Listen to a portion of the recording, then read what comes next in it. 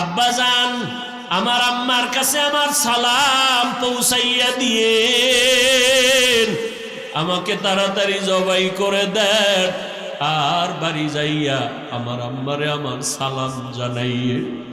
আর আমার আম্মা যদি আমারে না পাইয়া চোখের পানি ছেড়ে কাঁদে, আপনি আমার আম্মার সাথে রাগ করবেন না।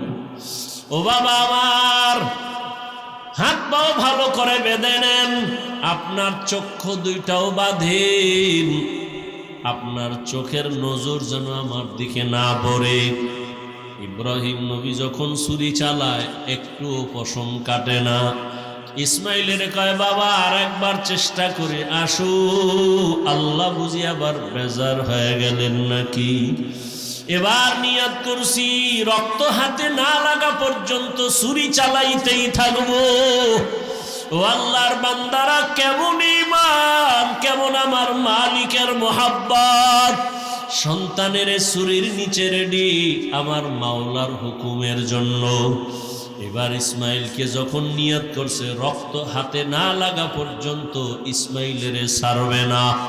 ইসমাইলকে আবার যখন শোয়াইয়া ছুরি চালাবে, ইসমাইল যখন মাটিতে শুয়া পড়লেন, আসমান থেকে আমার আল্লাহ অর্ডার দিলেন, ও জিবরাইল জলদি করে জান্নাতি একটা দুম্বা নিয়ে যাও, আমার ইব্রাহিমের ছুরির নিচে দাও, ইসমাইলের যেন কোনো ক্ষতি না হয়। রাতের বেলা ইব্রাহিম নবী স্বপ্ন দেখতেছেন। ওদিন স্বপ্ন দেখে বুঝতে পারলেন যেটা না রবের পক্ষ থেকে আমার প্রতি আদেশ হুকুম আসছে। রেডি হয়ে গেলেন, কোনো প্রশ্ন নাই। সুরিয়া রশিনিয়া রওয়ানা, যাইতে যাইতে মক্কা নগরীতে হাজির। যেই এলাকা দেখছিলেন জঙ্গল, এখন দেখে মানুষের অভাব নাই, বাচ্চারা খেলাধুলা করে। নবী হাঁটতে হাঁটতে গেলেন, গিয়া দেখে ইসমাইল সামনে খেলতেছেন। নবী তো দেখাই কলিজা সিরিয়া গেছে, ডাক দিয়া হাত বাড়ায় দিছে দরজার সামনে, বাবা আয়। ইসমাইল একটা দৌড় দিয়া মায়ের কাছে গেছে, চিনে না। মা হাজেরাকে নবী সালাম দিলেন, কান্না। দীর্ঘ বছর কোনো সম্পর্ক নাই, কত কষ্ট করে করে আমি জীবন কাটাইছি। ইসমাইলের কয়, চিনো নারী বাবা, যাও তোমারে নিয়ে। বাবা ইব্রাহিম নবী যায় না। এক পর্যায়ে যখন কান্নার অবস্থা, ইব্রাহিম নবী চিন্তা করলেন, মায়ায় যদি পইরা যাই, না জানি আল্লাহর পরীক্ষায় ফেল করি। হাজেরাকে ডাক দিয়ে কয়, হাজেরা দেরি করা যাবে না, ইসমাইলের সুন্দরভাবে সাজায়া পড়ায়া দাও, সুন্দর পোশাক পরায়া দাও, বাদশার দাওয়াতে যাব। আল্লাহর দাওয়াত কয় নাই, ঘুরে গেছে বাদশার দাওয়াত, মনে করছে দুনিয়ার কোনো বাদশার দাওয়াত। মা হাজেরা বাবার সাথে ছেলে যাবে দাওয়াতে, রাজকীয় কোনো দাওয়াত। মনের আবেগ দিয়া সন্তানটারে এমন ভাবে গোসল করাইয়া সাজায় পড়াইয়া দিলেন। এবার বাবার হাতে তুলে দেন, সন্তান ঘর থেকে বাবার সাথে রওয়ানা। মা হাজেরা ঘরের বাইরে নাই না, চোখের পানি মুছে আর কান্না করে। এত বছরের সন্তান বাবার সাথে যা আনন্দের এক কান্না, কিন্তু জানেন না যে আমার মাওলার ডাকে যাইতেছে ইসমাইলের জবাই করার জন্য। মা হাজেরা একা, ইব্রাহিম নবী সন্তান ইসমাইলের নিয়ে যায়। ইসমাইলও জানে না যে তাকে জবাই করা হবে। শয়তানের মাথা গরম হয়ে গেল, এই পরীক্ষায় যদি সবাই পাশ করে তো কত বিধর্মী মুসলমান হবে, ফেল করানোর বুদ্ধি কি। চিন্তা করে শয়তান ভাবলো যে মহিলার দিল নরম, হাজেরারে ধোকা দেই। গিয়া কয়, হাজেরা মানুষের সুরতে ইসমাইলের সারস কই, বাবার সাথে গেছে দাওয়াতে। কার দাওয়াত? কয় বাদশার দাওয়াত। কয় না, রবের দাওয়াত। কেন? রবের দাওয়াত যদি হয় তো তো ভালো। কয় না না, জানো না কি বলে, জবাই করার জন্য নিছে। না, বাবা কোনোদিন সন্তানের গলায় ছুরি লাগাইতে পারে না। ইবলিস কয়, আল্লাহর হুকুম হয়েছে ইব্রাহিমের কাছে ছুরিও আছে ইসমাইলের জবাই করার জন্য।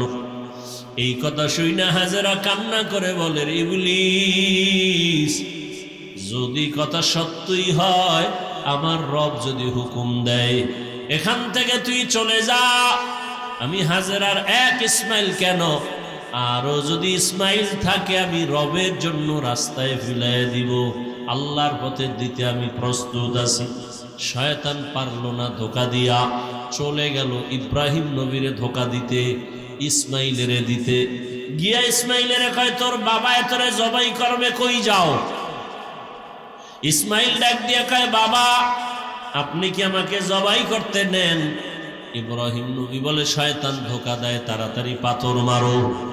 এবার পাথর নিক্ষেপ করলেন 7টা। ইব্রাহিম নবী 7টা পাথর নিক্ষেপ করলেন। আবার আরেক জায়গায় ধোকা, ওখানে আবার পাথর, এভাবে 3 জায়গায়। আল্লাহর কাছে আমলটা পছন্দ হওয়ার কারণে কিয়ামত পর্যন্ত স্মৃতি আল্লাহ দিয়ে দিলেন।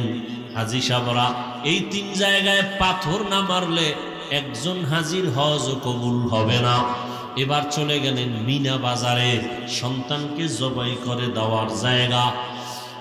জবাই করবে ঠিক এমন সময় ইব্রাহিম নবী একটু চিন্তা করলেন, ইসমাইলের একটু মতামতটা নিয়ে নেই, দেখি আমার সন্তানের কি মতামত। এইবার সন্তানের ডাইরেক্ট বলতেছে, ইন্নী আরা ফিল মানামি আন্নী আযবাহুকা ফানজুর মাযা তারা। ও বাবা, আমি স্বপ্নে দেখছি তোমাকে জবাই করতেছি, তোমার মতামত কি? কত কঠিন। বাচ্চা ইসমাইল 1 সেকেন্ডের জন্য চিন্তা না করে দ্রুত বলে ফেললেন, ইয়া আবাতি ফাল মা তুমার। বাবা তাড়াতাড়ি আপনাকে যে আদেশ করা হয়েছে পালন করেন। সাতাজিদুনি ইনশাআল্লাহু মিনাস সাবিরিন, অচিরে আমাকে পাবেন ইনশাআল্লাহ ধৈর্য ধারণকারীদের অন্তর্ভুক্ত। এরে আল্লাহর বান্দা, এখানে অনেক কথা। ইব্রাহিম নবীকে আল্লাহ পাক স্বপ্নে দেখাইলেন কেন? ডাইরেক্ট বললেন না কেন? আবার ইসমাইলকে জিজ্ঞাসা করলেন কেন?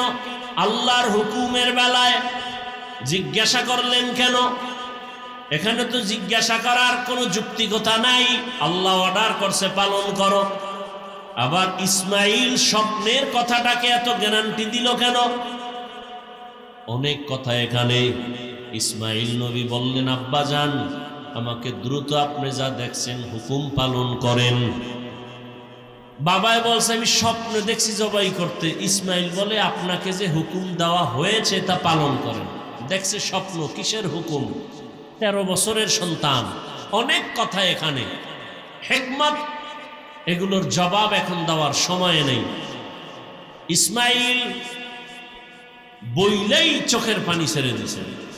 ঐতিহাসিকগণ লিখেন, ইসমাইল বলে, বাবা যান, যদি আমাকে এই কথাটা বাড়িতে বসে বলতেন, আমি আমার দুঃখিনী মায়ের থেকে একটু বিদায় সালাম দিয়া আসতাম। আমার মা কত কষ্ট করে আমাকে বড় বানাইছেন। মানুষ ছিল না, জঙ্গল পাহাড়, পানিও নাই, খানা নাই। আম্মা জানের থেকে আসছি, সালাম দিতে পারলাম না। আম্মা জান আমারে না পায় জানি পাগলনির মতো হয়ে যায়। আব্বা জান, আমার আম্মার কাছে আমার সালাম পৌঁছাইয়া দিয়ে আমাকে তাড়াতাড়ি জবাই করে দেন, আর বাড়ি যাইয়া আমার আম্মারে আমার সালাম জানাইয়ে। আর আমার আম্মা যদি আমারে না পাইয়া চোখের পানি ছেড়ে কাঁদে, আপনি আমার আম্মার সাথে রাগ করবেন না। আমার আম্মারে বুঝায় বলবে, ইসমাইল সালাম দিছে, দুনিয়ায় সন্তান কতদিন থাকে, কিয়ামতের ময়দানে মোলাকাত হয়ে যাবে। আব্বা জান, আমার আম্মার কাছে আপনি এই বার্তা পৌঁছায় দিয়েন। আমার আম্মা অনেক কান্না করবে আমাকে না পাইয়া। ইতিহাসবিদরা বলে, আবার ইসমাইলি কথাও বলছেন, আমার রক্তের জামা মাখা আমার মায়ের কাছে দিয়েন, আমার মা দেখে একটু কলিজা ঠান্ডা করবে। এবার ইসমাইল বলে, আব্বা জান, আমার চেহারাটা মাটির দিকে রাইখা আমারে শোয়াইয়া জবাই করেন, কারণ আমার চেহারার দিকে যদি আপনার মায়ার নজর লাগে, আপনি মায়ার কারণে ছুরি চালাইতে পারবেন না। আরে আপনি ছুরি চালাইতে গিয়া যদি ব্যর্থ হয়ে যান, আমার মাওলাই বেজার, পরীক্ষায় বুঝি আপনি ফেল হয়ে যাবেন। দ্রুত আমার চেহারাটা নিচে রাখবেন আর আমার হাতে পায়ে রশি দিয়া ভালো করে বাঁধেন। জবাই করতে গিয়া যদি আমার পায়ের নাড়াচাড়া আপনার শরীর মোবারকে লাগে, বেয়াদবি হয়ে যাবে। বাবার সাথে আমি বেয়াদবি করবো, এটা বরদাস্ত করা যায় না। ও বাবা আমার, হাত পাও ভালো করে বেঁধে নেন, আপনার চক্ষু দুইটাও বাঁধেন, আপনার চোখের নজর যেন আমার দিকে না পড়ে। বাবা তাড়াতাড়ি আপনি ছুরি চালান। ইসমাইল নিজে শুয়া পড়লেন আল্লাহর মোহব্বতের জন্য। আল্লাহ পাক রব্বুল আলামিন ছুরিরে বললেন, খবরদার আবার ইসমাইলের একটা পশমও যেন ক্ষতি না হয়। ইব্রাহিম নবী যখন ছুরি চালায় একটুও পশম কাটে না। ইব্রাহিম নবী পাথরের উপরে আঘাত করলেন, পাথরটা টুকরা টুকরা হয়ে গেল। ইসমাইলের কয়, বাবা আর একবার চেষ্টা করে আসো। আল্লাহ বুঝি আবার বেজার হয়ে গেলেন নাকি? এবার নিয়ত করছি, রক্ত হাতে না লাগা পর্যন্ত ছুরি চালাইতেই থাকবো। ও আল্লাহর বান্দারা, কেমন ঈমান, কেমন আমার মালিকের মোহাব্বত। সন্তানের ছুরির নিচে রেডি আমার মাওলার হুকুমের জন্য। এবার ইসমাইলকে যখন নিয়ত করছে রক্ত হাতে না লাগা পর্যন্ত ইসমাইলের ছাড়বে না। ইসমাইলকে আবার যখন শোয়াইয়া ছুরি চালাবে, ইসমাইল যখন মাটিতে শুয়া পড়লেন, আসমান থেকে আমার আল্লাহ অর্ডার দিলেন, ও জিবরাইল জলদি করে জান্নাতি একটা দুম্বা নিয়ে যাও, আমার ইব্রাহিমের ছুরির নিচে দাও, ইসমাইলের যেন কোনো ক্ষতি না হয়। জিবরাইল আল্লাহর অর্ডারে জান্নাতি দুম্বা নিয়ে রওয়ানা। জিবরাইল ভাবলেন, মনে হয় আমি যাইতে না যাইতে ইসমাইল বোধহয় জবাই হয়ে যাবে। জিবরাইল আসমান থেকে জোরে আওয়াজ দিলেন, আল্লাহু আকবার, আল্লাহু আকবার।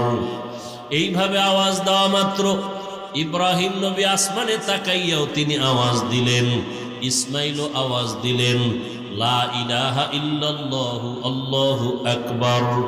ইব্রাহিম নবী আওয়াজ দিলেন, আল্লাহু আকবার ওয়ালিল্লাহিল হামদ। আল্লাহর কাছে তাকবীর ও কিয়ামত পর্যন্ত নারী পুরুষ সবার জন্য আল্লাহ পাক স্মৃতি হিসাবে রাইখা দিলেন।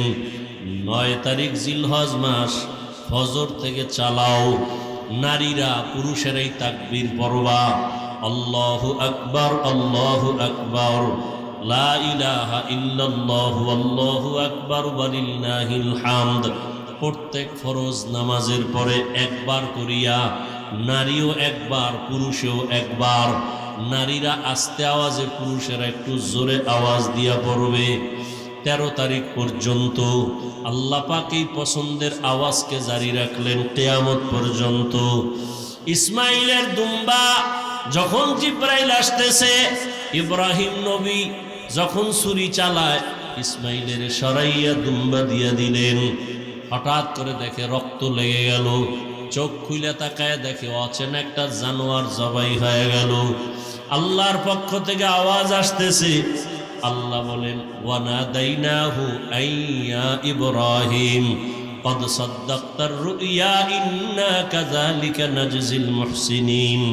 ও ইব্রাহিম, তোমার পক্ষ থেকে আমার যা চাওয়া তা হয়ে গেছে। আমি সন্তানের জবাই চাই নাই, আমি চাইছি তোমার কলিজার মোহাব্বত। আমি দেখতে চাইছি তোমার অন্তরে আমি মাওলার মোহাব্বত বেশি নাকি সন্তানের মোহাব্বত বেশি। জবাই চাই নাই, যাও তাড়াতাড়ি হাজেরার কাছে চলিয়া যাও। ইসমাইলের জন্য মা হাজেরা কান্না করে, ও ইব্রাহিম, সন্তানকে মায়ের কোলে ফিরাইয়া দাও। আর বলে আসো বাদশার দাওয়াতে যাই। বিদায় বেলা বাদশার থেকে একটু হাদিয়াও তো দরকার। আমি জান্নাতি একটা হাদিয়া দিয়া দিলাম, হাজেরাকে নিয়ে এই হাদিয়া তোমরা খাও। আল্লাহ বলেন অফাদাইনাহু বিযিবহিন আযীম। ওই ইব্রাহিম নবীর কুরবানি আল্লাহ পাক বলেন লাইয়ানাল্লাহা লুহুমুহা ওয়ালা দিমাউহা ওয়ালাকিন ইয়ানালুহুত তাকওয়া মিনকুম। ও দুনিয়ার কুরবানি দেনেওয়ালারা, আমি তোমার রক্ত চাই না, পশুর গোশত চাই না, আমি চাই তোমার কলবের তাকওয়া। তুমি কুরবানি কি মানুষকে দেখাবার জন্য দাও না, আমি আল্লাহর মুহাব্বতে দাও। আমি তোমার অন্তরের মুহাব্বতের পরীক্ষা নিতেছি। ইব্রাহিম নবী দোয়া করলেন, আল্লাহ সন্তান দিলেন। মায়া বাড়তেছে বাড়তেছে, আল্লাহর হুকুম চলে আসলো, আর রাখা যাবে না। এই স্ত্রী আর সন্তানটাকে একটা জায়গায় নির্বাসনে দাও। কোথায়? বলে আমার ঘর, জমিনের প্রথম ঘর বাইতুল্লাহ, ওখানে নিয়ে যাও। কেমন কঠিন পরীক্ষা! ইব্রাহিম নবী এতটুকু বললেন, বিবি চলো। কোথায় কোথায় কোথায় নাই, কোনো আওয়াজ নাই, বলা যাবে না। আল্লাহর হুকুমে চললেন। হাজেরা আর শিশু ইসমাইলকে নিয়ে হাঁটতে হাঁটতে হাঁটতে হাঁটতে বাইতুল্লাহ। যেই বাইতুল্লাহর চারদিকে জঙ্গল আর পাহাড়, মানুষ নাই, কোনো আলো নাই, বাতাস নাই, খাদ্য নাই, কিচ্ছু নাই, বিরান ভূমি, এক চতুর্মুখী জঙ্গল, ভয় আর ভয়।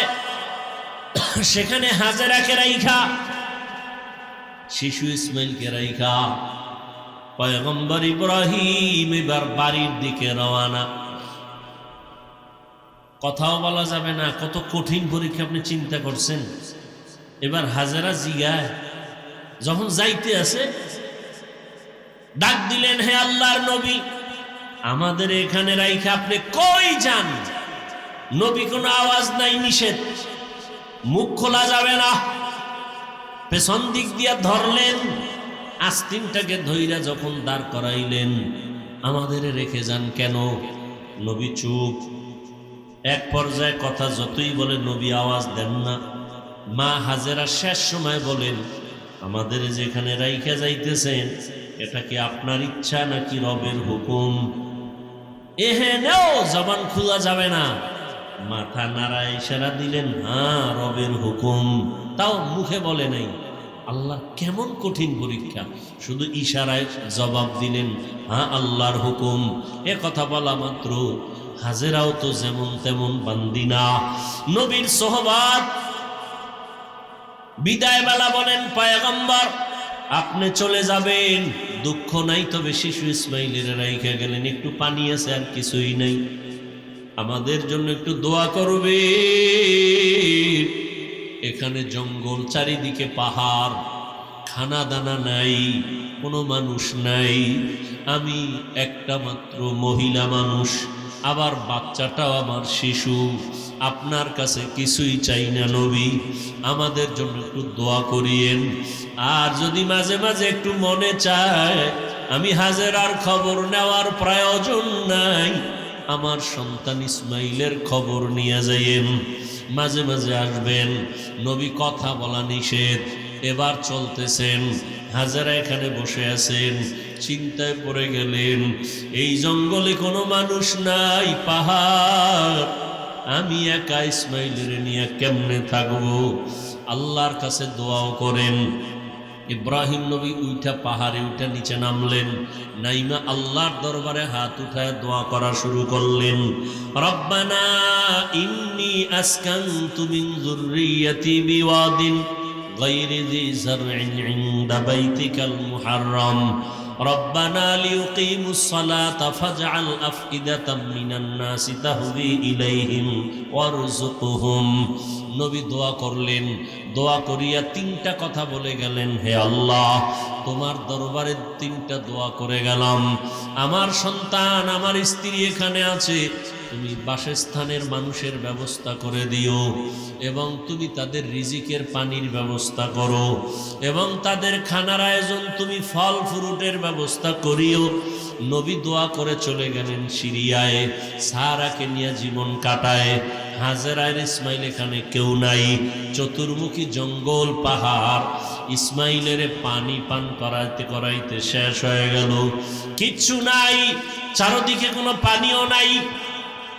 ও পর্দার আড়ালের আম্মা জানেরা, আল্লাহর মোহাব্বত কত কঠিন, কত কোরবানি আর ত্যাগ একজন নারী ইতিহাস কায়েম করে গেছেন।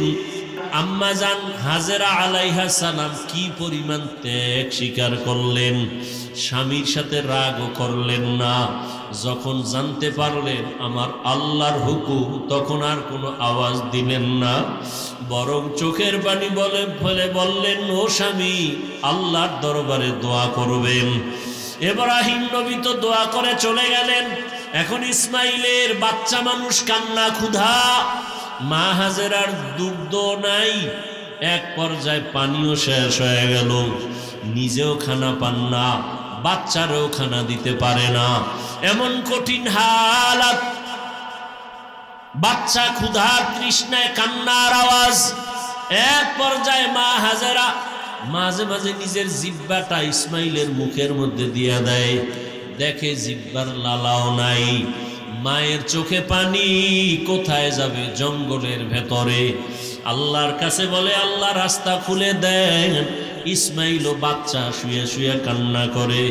মা হাজেরা হঠাৎ সফা পাহাড়ে তাকাইলেন, একটু দূরে দেখে 10টার সময় সূর্যের আলো, পানি পানি মনে হয়।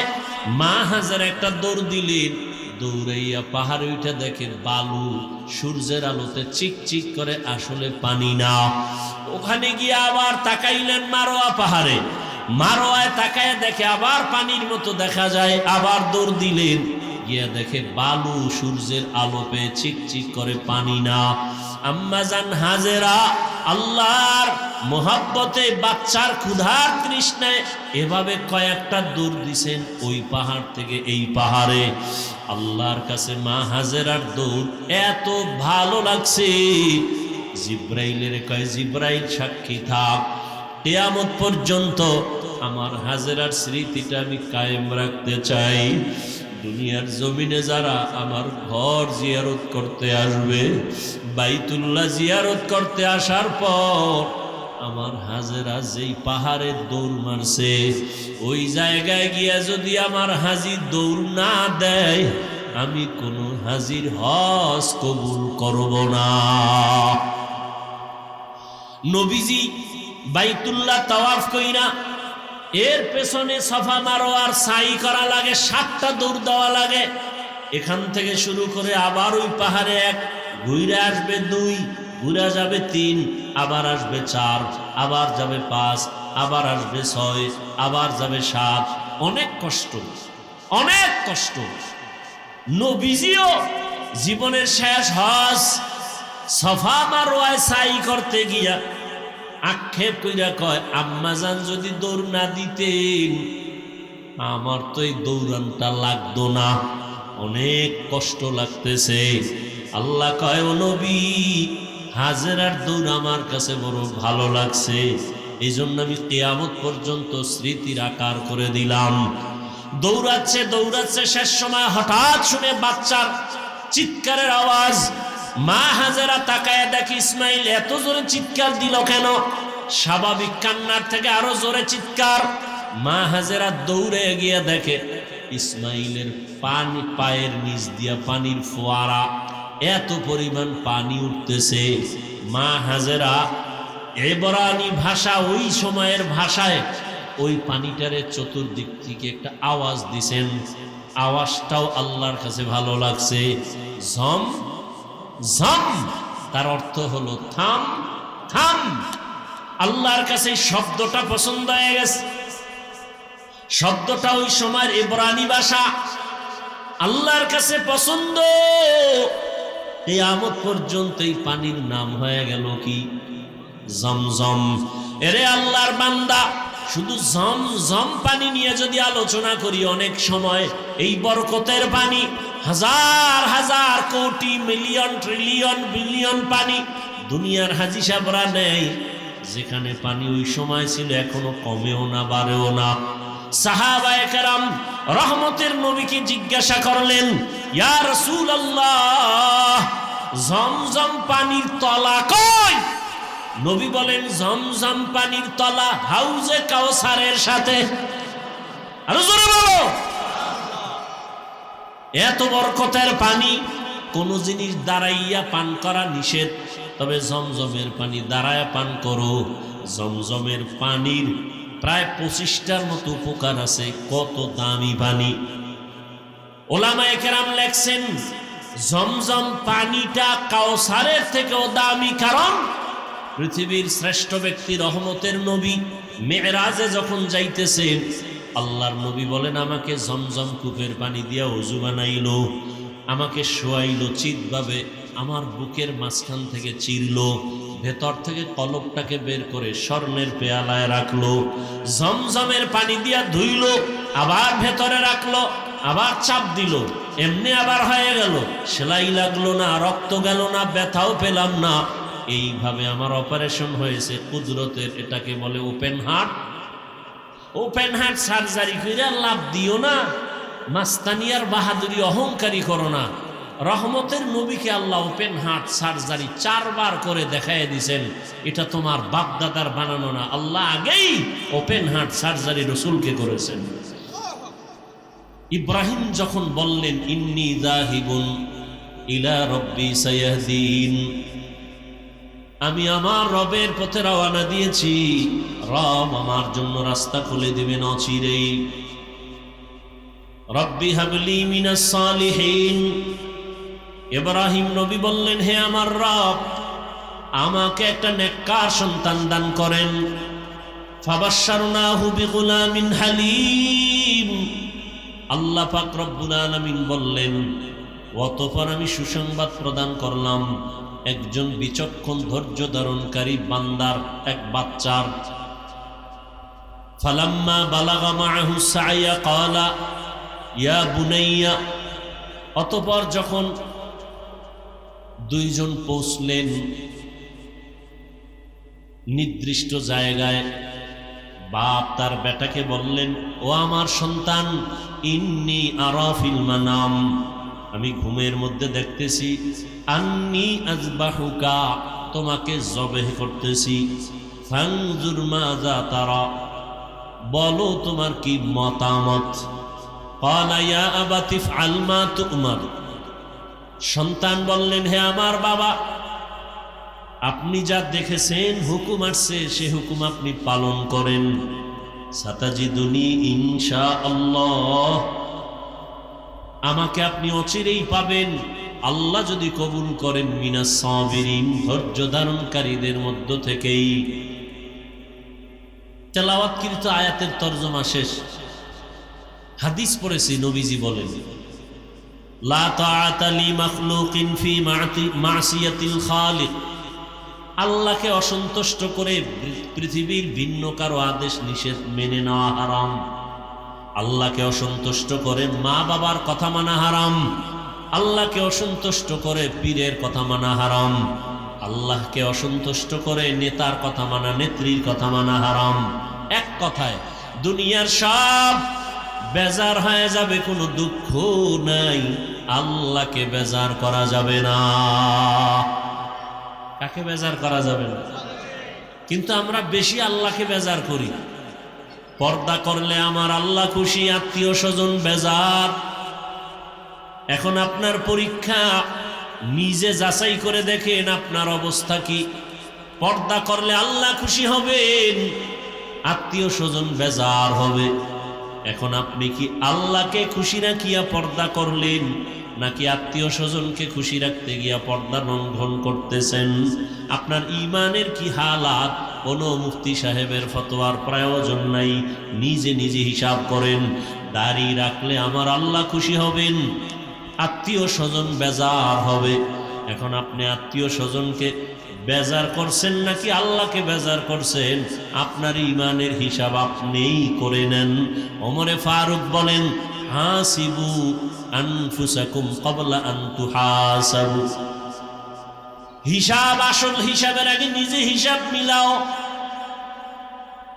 আসল হিসাব যেদিন শুরু হবে নিজে হিসাব করার সময় পাইবা না, এখনই সময় হিসাবটা মিলায় নাও।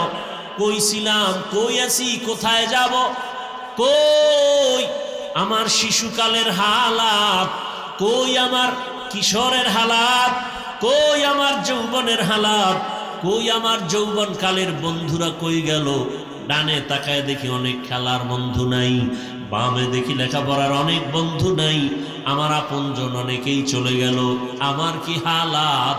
আমি কোন দিন ঘুম থেকে আর উঠতেই পারবো না, চির ঘুম আমার শুরু হয়ে যাবে। ঘুমের মধ্যে মরণ হয়নি?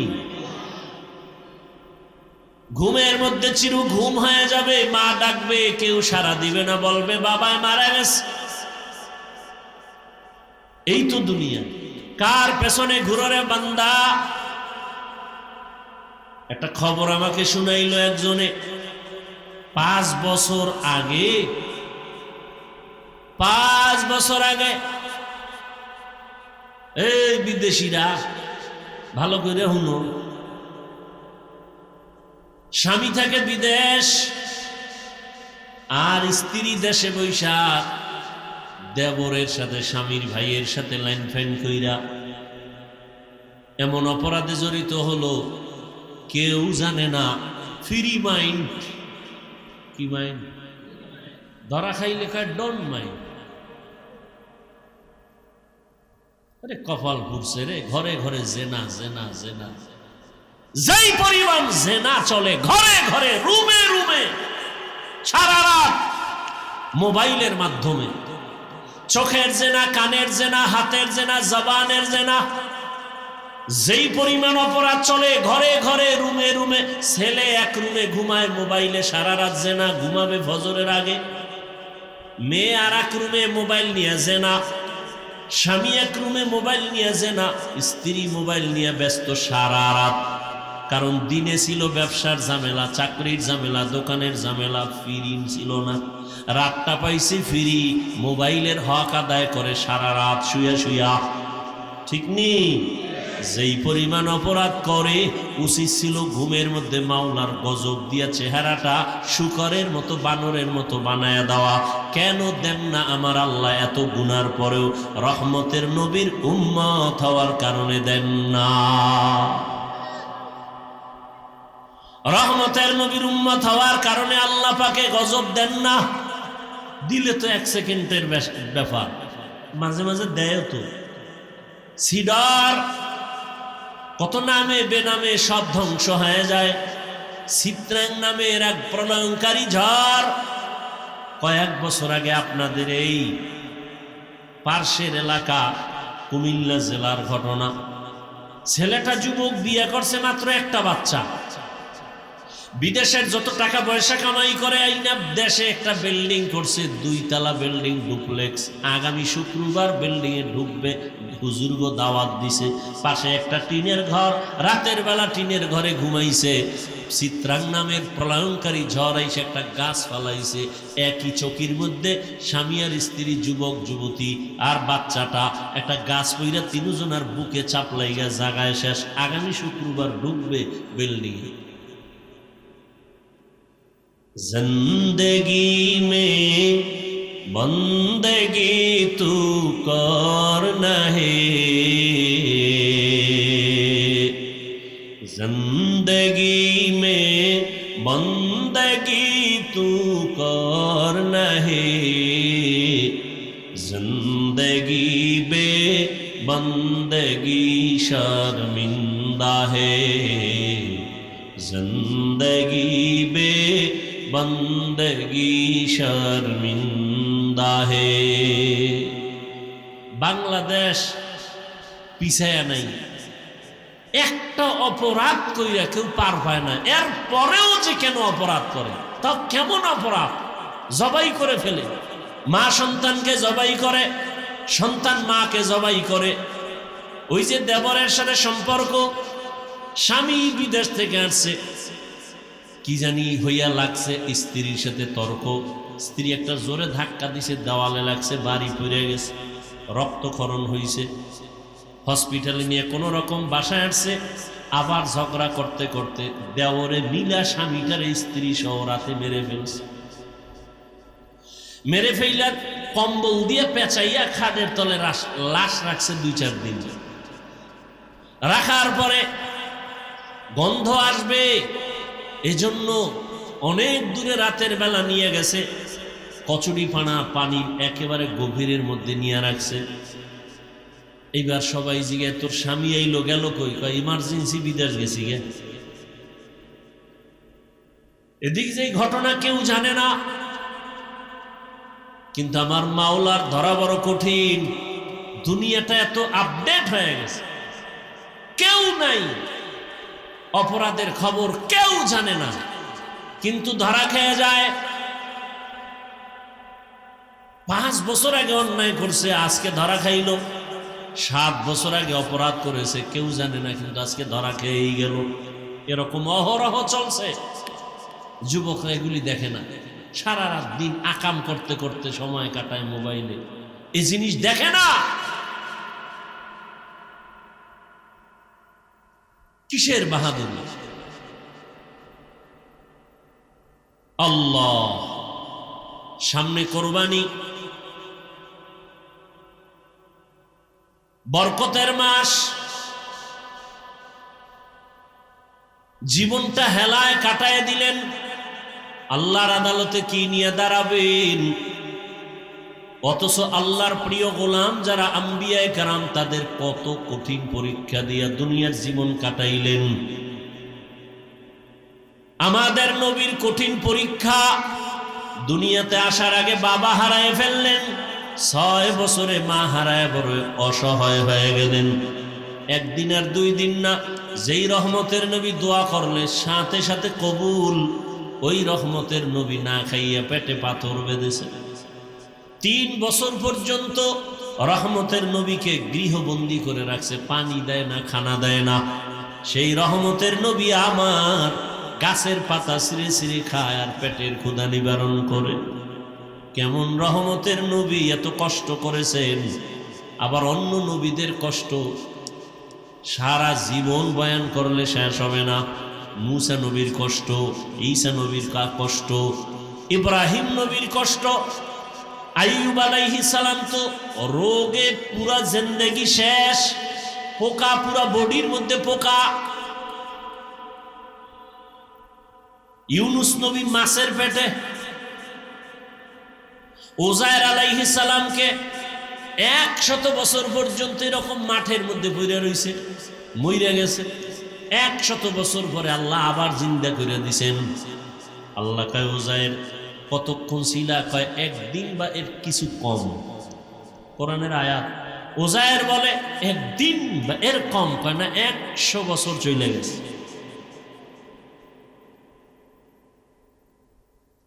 আমাদের সেই তুলনায় তো কিচ্ছুই হয় না। এখনো দিব্যি আরামে আছি, খাইলই ঘুমাই। আর ইব্রাহিম আল্লাহর একজন পয়গম্বর, দুনিয়াতে হেবা হোক আর বানাইয়া আল্লাহ পাঠাবেন, কিন্তু নবী ইব্রাহিমের আগমনটা বড় কঠিন। ইরাকের বাবেল শহর, ওই শহরের অধিপতি নমরুদ এক সময় একদিন রাতের বেলা ঘুমে স্বপ্ন দেখে একটা আগুন উঠা পুরা ইরাক বাবেলটাকে ছাই করে ফেলছে।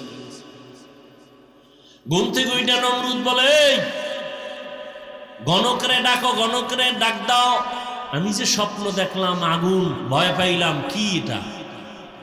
গণকরা আইসা এবার পরিচয় দিল, ও বাদশা জাহাপনা, তুমি আগুন দেখো নাই, তোমার কপালের জম দেখছো। এই আগুনের মতো শক্তিশালী একটা সন্তান জমিনে আসবে, তোমার সব কিছু ধ্বংস করে ফেলবে, তোমার এই বাদশাহী সব শেষ হয়ে যাবে। নমরুদ কয়, সন্তান আসবে? বলে হ্যাঁ। ছেলে না মেয়ে? কয় ছেলে। মায়ের গর্ভে আসছে? না। জমিনে? না।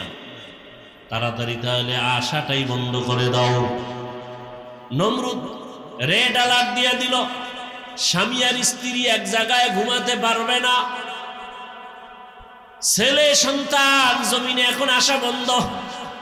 এটাকে বলে বার্থ কন্ট্রোল, জন্ম নিয়ন্ত্রণ। পৃথিবীর ইতিহাসে জন্ম নিয়ন্ত্রণের প্রথম প্রবর্তক নমরুদ, আর এর ডাইরেক্টর বানায় দিল নমরুদ ইব্রাহিম নবীর বাবা আজরকে। আল্লাহ তাআলা চাইলেন ইব্রাহিম আসবে, তোর সব জুলুম বন্ধ করাবো। এবং কোথায় আসবে? যারা ডাইরেক্টর বানাইছো তার ঘরে আসবে। তুই বাধা দিয়ে পারবি না, কারণ আমার আল্লাহর সাথে যারা পাল্লা দেয় কেউ কোনোদিন আগাইতে পারছে? কথা বলেন, কেউ পারে নাই। এরে নবীর উম্মতের দল, এই যে 10 বছর আগে, শিক্ষিত যারা বুঝেন তারা বলেন 10 বছর আগে বাংলাদেশের মানুষের যেই সংখ্যা ছিল এখন কি পরিমাণ কমছে না বাড়ছে? তাহলে জন্ম নিয়ন্ত্রণের ট্যাবলেট গুলো গেল কোথায় গেল? স্লোগান রাস্তার মোড়ে মোড়ে ব্যানার লাগায়, ছেলে হোক মেয়ে হোক দুটোর বেশি নয়, একটা হলে ভালো হয়। আমি বলি আবার লেখ না হইলে আরো ভালো তোদের জন্য। এরা জন্ম নিয়ন্ত্রণের বড়ি খায় কেন? আর এটি বানাইলো কেরা? এগুলি নিয়ে কথা বলবো না, তবে এতটুকু বলবো 10 বছর আগে ট্যাবলেট খাইয়াও তো সন্তান কমাতে পারে নাই, বরং যেদিন থেকে স্লোগান শুরু একটার বেশি না, সেদিন থেকে আমার আল্লাহর কুদরতি চাবি চালু হয়ে গেল, একসাথে 4 বাচ্চা। ঠিক নেই? লিল্লাহি মুলকুস সামাওয়াতি ওয়াল আরদি ইয়াহাবু লিমান ইয়াশা ইয়াহাবু লিমান ইয়াশাউ ইনাসাও ওয়া ইয়াহাবু লিমান ইয়াশাউ যুকুর আও ইউযাওবিজুহুম যুকরানা ওয়া ইনাসা ওয়া ইয়াজআলু মান ইয়াশাউ আকিমা ইন্নাহু আলিমুন কাদির।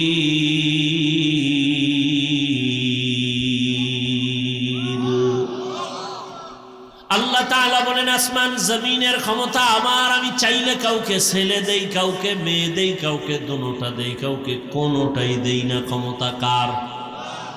আল্লাহ যাকে সন্তান দিবেন কেউ ফিরাতে পারবে না, যাকে দিবেন না কেউ আনতেও পারবে না।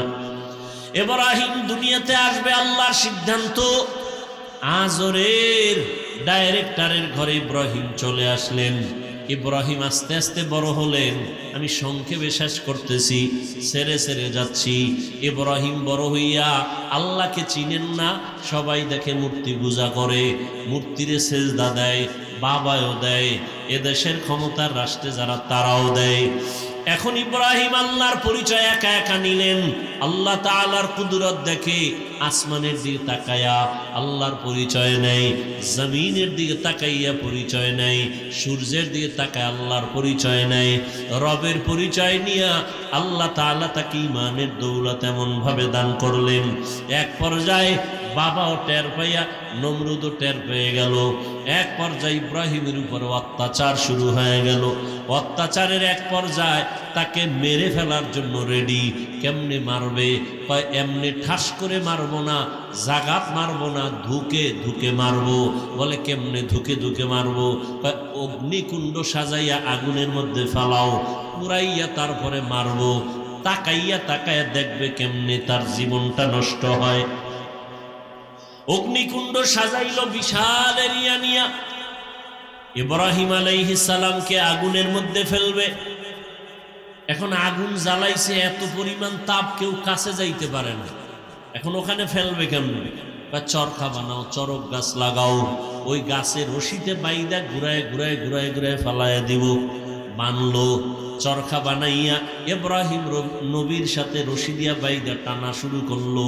কিন্তু ইব্রাহিম নবী জায়গায় বসা, নাড়াচাড়ার কোনো সুযোগ নাই, চরক গাছও নড়ে না। নমরুদের মাথা গরম হয়ে গেল। ইবলিস আইসা কয়, এই মুহূর্তে পারবা না। লক্ষ লক্ষ আসমানের ফেরেশতারা ইব্রাহিমের রশি ধইরা রাখছে, ফেরেশতাদের দূরে সরাও। কয় কেমনে, ওগো তো দেখা যায় না, অন্ধকার, আমরা তো কিছুই দেখি না। বলে এখানে কাজ করো, দুইটা বর্ণনা ঐতিহাসিকগণ বলেন। এক, উলঙ্গ নারীদের, নারী পুরুষের নাচ গান এখানে দাও। নারী পুরুষ যখন উলঙ্গ নাচ গান করবে, রহমতের ফেরেশতা চলে যাবে, অটোমেটিক ইব্রাহিমকে ফেলতে পারবা। এই একটা। আর একটা বর্ণনা, এই মুহূর্তে ইব্রাহিমকে উলঙ্গ করো, যদি উলঙ্গ করতে পারো রহমতের ফেরেশতা ভেঙে যাবে, আগুনে ফেলবা। ইব্রাহিমকে উলঙ্গ করবে কে? কেউ সাহস করে না। বাবা আজর কয় আমি করবো, আসো। ইব্রাহিমের এক পর্যায়ে যখন উলঙ্গ করার জন্য বাবার সামনে দাঁড়াইয়া ইব্রাহিমকে বলে তোমাকে উলঙ্গ করব। ইব্রাহিম বলে, বাবা, সন্তান বিপদ পড়লে মা বাবা পাগলের মতো হয় আত্মরক্ষার জন্য, সন্তানের বাঁচানোর জন্য। তুমি আমার জন্মদাতা বাবা, তুমি আমাকে উলঙ্গ করবা, কি একটু লজ্জা লাগে না? হাজার হাজার ফেরেশতা তাকায় আছে, আমাকে লজ্জা দিও না। এক পর্যায়ে যখন ইব্রাহিমকে উলঙ্গ করেই ফেলতেছে, রহমতের ফেরেশতারা চলে গেল। চরক গাছ উঠায় যখন আগুনের মধ্যে ফেলবে, ঠিক ওই সময় জিব্রাইল কানে মুখ লাগায় বলে, কোনো সহযোগিতার প্রয়োজন আসেনি। ইব্রাহিমের এখানে একটা পরীক্ষা, যদি বলে হ্যাঁ করো, আল্লাহ বেজার হয়ে যাবে। যে ছাত্র লেখাপড়ায় খুব ভালো, তার সামান্য অন্যায় শিক্ষক বরদাস্ত করতে পারেন। ইব্রাহিম আলাইহিস সালাম এখানেও পাশ করে বললেন, আরে আমি তো অন্ধ মালিকের গোলাম না, তুমি আমার সাহায্য করবা কি করবা না জানা নাই। আমার কিছুর প্রয়োজন হলে আমার মালিক আমার জন্য যথেষ্ট, তিনি আমার সব কিছু দেখতেছেন। ইব্রাহিম এইখানেও পাশ করে ফেললেন। আগুনের মধ্যে যখন ফেললো, আল্লাহ আগুনকে হুকুম করে দিলেন, কুলনা ইয়া নারু কুনি বারদাও ওয়া সালামান আলা ইব্রাহিম। আকে লুতুফে খেশরা ইজহারে কর, বাখলিল আসনারে রাগল জারে কর। আগুনের মধ্যে ইব্রাহিম পড়ে আছে দিব্যি আরামে, কোন ইব্রাহিম নবীর পশম জ্বলে না। নমরুদ অনেক দূরের থেকে তাকায় বলে, আগুন তুই কি দুর্বল হয়ে গেলি? কয় না, ইব্রাহিম যার কথা মাইনা চলে, আমিও তো তার কথা মেনে চলি। ইব্রাহিমের আল্লাহ হুকুম দিছে, জ্বালানোর নিষেধ করেছেন, পশম যেন জ্বলে না। আবার আল্লাহ যদি অর্ডার করে, তোর এই পুরা জমিন আমি জ্বালায় দিতে পারি। দীর্ঘদিন ইব্রাহিম নবী আগুনের মধ্যে থাইকা বের হলেন, সশরীরে আরামে সুস্থতার সাথে বের হইয়া। এবার কয় না, এত বড় জুলুম সহ্য করা যায় না, দেশে থাকবো না। বিদায় বিবি বিশ্ব সুন্দরী সারা, তাকে নিয়ে রওনা সিরিয়ার দেশে, ইরাক থেকে সিরিয়ায় যাবে। সাথে একজন তার ভাতিজা লূত আলাইহিস সালাম তার সঙ্গে আছেন। আল্লাহর পদে পদে বান্দার উপরে পরীক্ষা। যাবেন সিরিয়ায়, মিশরের এলাকা যখন পার হচ্ছেন, সেখানে আবার এক ঝামেলা। মিশরের জালেম খবর পাইছে বিশ্ব সুন্দরী সারা যায়, ওইটাকে আটকাও। আটকাইয়া লয়ে গেছে তার খাস কামরায়। ইব্রাহিম নবী একা বসে আছেন রাস্তায়। ইব্রাহিম নবী বলেন, হে মালিক, তুমি আমারে যতই পরীক্ষা করো, দয়া করে পাশ করায়া দাও। আমার বিবির সতীত্ব নষ্ট করবে কেউ, বরদাস্ত করা যায় না। কি না জানি করে জানি না। আল্লাহ কয়, ইব্রাহিম ধৈর্য ধারণ কর, আমি তোর অন্তর চক্ষু খুলে দিলাম। জালেম তোর স্ত্রীর সাথে কি করবে তুই এখানে বসে সব দেখবি। ইব্রাহিম নবী অন্তর চক্ষু দিয়া তাকায়া দেখে জালেম বিশ্ব সুন্দরী বিবি সারার দিকে হাত যখন বাড়াইতে শুরু করলো, সাথে সাথে হাতটা বাঁকা হয়ে গেছে, শক্ত হয়ে গেছে। জালেম কয়, রে ও নারী, তোমার মধ্যে এমন কি মেডিসিন আছে যে আমি হাত বাড়াইলে বাঁকা হয়ে যায়? আমি আর করবো না, আমারে মাফ করো। যা, মাফ করে দিলাম। হাত আবার স্বাভাবিক হয়ে গেছে। জালেম আবার সুযোগ পায় হাত বাড়াইছে। ইব্রাহিম নবী দেখতেছেন আর দোয়া করতেছেন। এভাবে 3 বার হাত বাড়াইয়া খাঁটি তওবা করে বলে, তোমার মধ্যে এমন কি মেডিসিন আছে যে আমি তোমার কাছেও যেতে পারি না? ও পর্দার আরামের আম্মা জানেরা, জমিনের মধ্যে যা কিছু ঘটে বা হচ্ছে, প্রবাদ আছে তার অর্ধেক করেছে নর, অর্ধেক করেছে নারী। একটা বাগান সাজাইতে হলে জমিনের মধ্যে আদর্শ সন্তান লাগবে। আদর্শ সন্তান প্রয়োজন হলে আদর্শ মায়ের প্রয়োজন। এরে আম্মা জান, এক হাতে তালি বাজে না। স্বামী আর স্ত্রী এক মন যদি না হয়, ওই জায়গায় ভালো সন্তান আসবে না। ওই মা সারা কতটা কঠিন এক মুহূর্তে, তার স্বামী নবীও নাই, আল্লাহর মুহাব্বতের পরীক্ষায় পাশ করার জন্য এতটা মজবুত। জালেম যখন বলে, তোমার মধ্যে কি মেডিসিন আছে যে আমার হাত আগায় না? আল্লাহর বান্দি বিশ্ব সুন্দরী সারা বলে, আরে আমার মধ্যে তো কিছুই নাই, তবে আমার জানা আছে এতটুকু, আমি আল্লাহর প্রিয় একজন বান্দার স্ত্রী। আল্লাহর প্রিয় বান্দা ইব্রাহিম নবীর স্ত্রী কয়, কই তোমার সেই প্রিয় বান্দা? বলে, ওই যে রাস্তায়। জালেম ভুল স্বীকার কইরা নবীরে ডাইকা মেহমানদারি করাইয়া জানতে চাইলেন সন্তান কতজন? কয় কোনো সন্তান নাই। কেন? কয় চাইছি পাই না।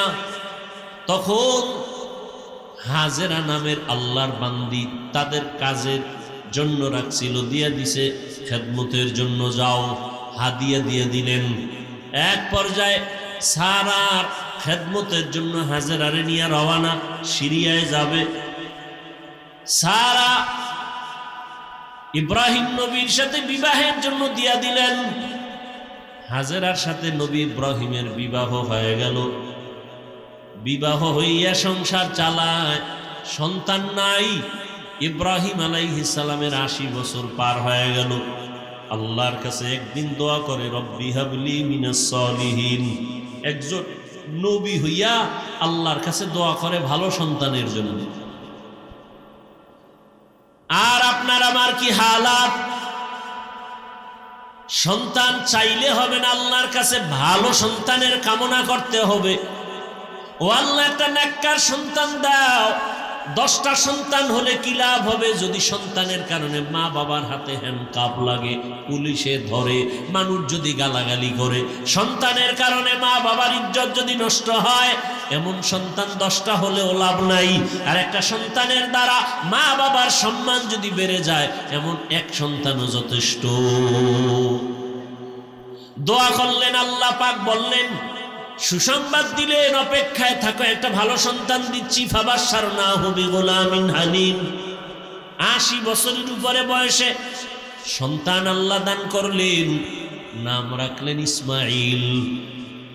দুনিয়াতে আসছেন অত্যন্ত সুন্দর, সুদর্শন, দেখলে কলিজা ঠান্ডা।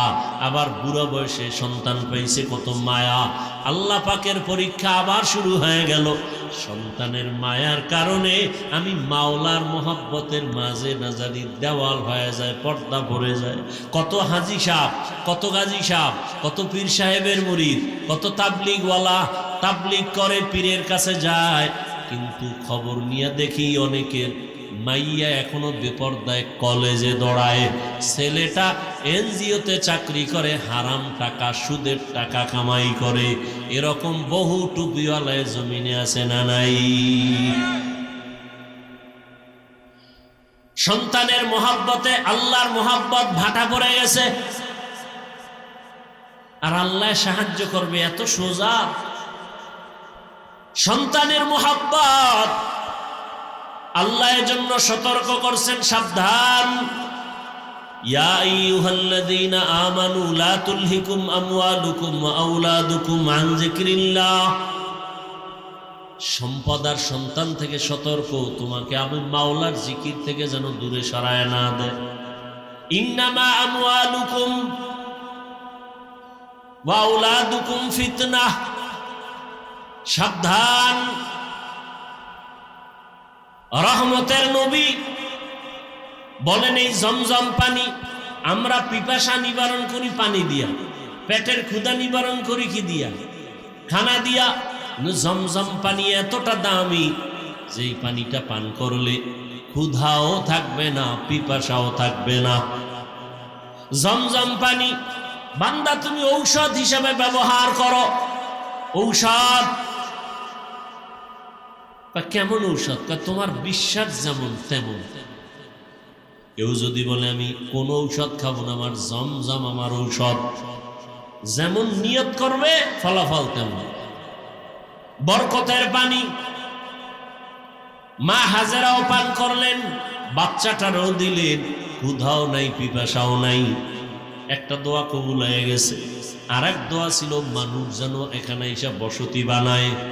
ব্যবসা করতে যায় একদল মানুষ, ওই পথ পাশ দিয়া তাদের পানির প্রয়োজন, খুঁজতে খুঁজতে এসে হাজেরারে পাইছে।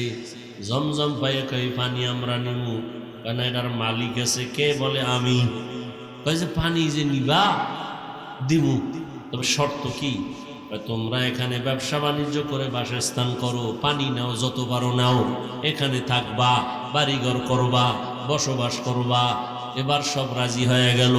মানুষজন ঘর বাড়ি উঠাইতে শুরু করলো, জমজমের পানি ব্যবহার করতেছে, ফসল টসল সুন্দরভাবে চালাচ্ছে।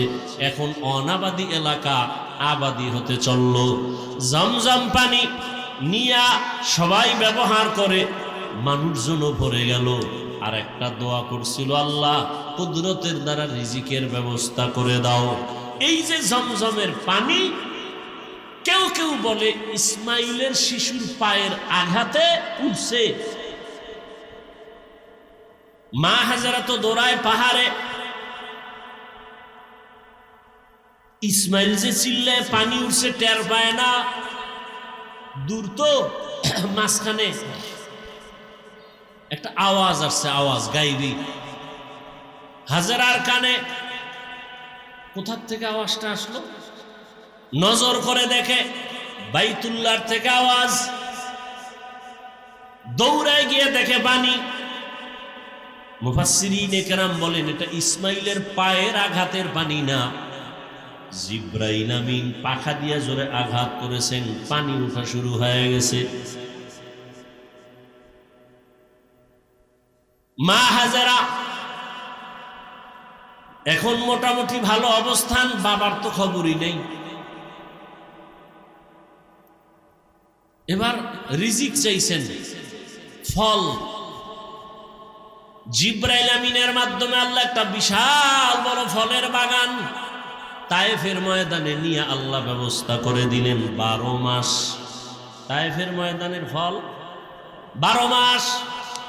সেই ইসমাইলের সময়ের বাগান, ওই সময়ের থেকে ফল শুরু হয়ে গেল। রিজিকের ব্যবস্থাও হলো, ফলের আয়োজন হলো। মা হাজেরা ইসমাইলকে বড় বানাইতে বানাইতে যখন বয়স হলো, কিতাবে আসছে 13 বছর। কত? এতদিন আমরা বলতাম, এর মধ্যে বিভিন্ন মত আছে, কেউ বলছেন আরো কম, তবে 13টাই প্রসিদ্ধ। 13 বছর যখন হলো, বাবার সাথে সন্তানের কোনো কানেকশন নাই, মনের ভেতরে তামান্না মোহাব্বতের আগুন জ্বলে। হঠাৎ জিলহজ মাস শুরু হয়ে গেল, বড় দামি মাস। ওয়াল ফাজরি ওয়া লায়ালিন আশর ওয়াশ শাফঈ ওয়াল ওয়াতর, বড় দামি মাস। আল্লাহ কসম করে বলছেন এই 10 রাতের বড় দাম। এই দিমু মোনাজাতটা দিয়ে দিমু।